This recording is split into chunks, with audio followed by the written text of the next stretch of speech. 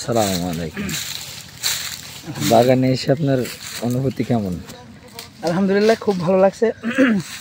প্রায় একগুচ্ছ লিচু ভাই দিয়েছিলেন বাগানের মালিক। আলহামদুলিল্লাহ, খেতে খেতে প্রায় প্রায়। আর সবচেয়ে বড় জিনিস হলো এই বাগানটা অনেক লম্বা একটা জায়গা নিয়ে বাগানটা, আর একেবারেই ভারতের কাছাকাছি।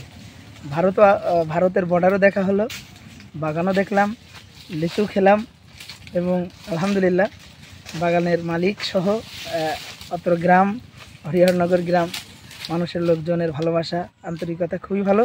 লিচু খুব সুস্বাদু। আপনারা চাইলে প্রতি বছর এখান থেকে এসে সুলভ মূল্যে আপনারা লিচু এখান থেকে কিনে নিয়ে যেতে পারবেন। আর বললেন না, আমরা এই বেছে নিতে দিতে কি ঝামেলা হয়। বাইরে মানে যারা বাইরেতে কিনতে আসে ওরা বেছে নিজেরাই ই করে নিয়ে যায় নাকি? আমরা ভেঙে দিই, ওরা পরিষ্কার করে এগুলো এরকম ওরা আটি বাঁধে, মানে গুনে দেয়, গুনে দিই, নিয়ে চলে যায়। ডাকতে অনেকে চলে যাবে। আচ্ছা, নিয়ে আসেন এখানে নিয়ে আসেন।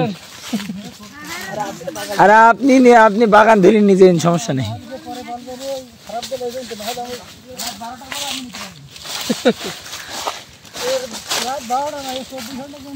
তোর একটু সামনের ভিতরে বাস রে।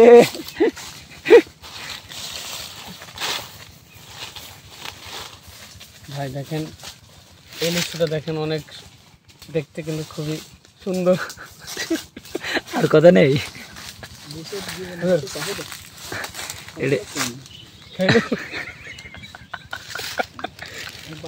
একটা হাত দিয়ে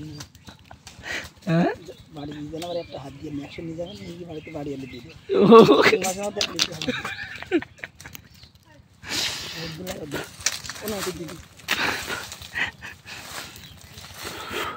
এক ঠোকায় এটা এক ঠোকা।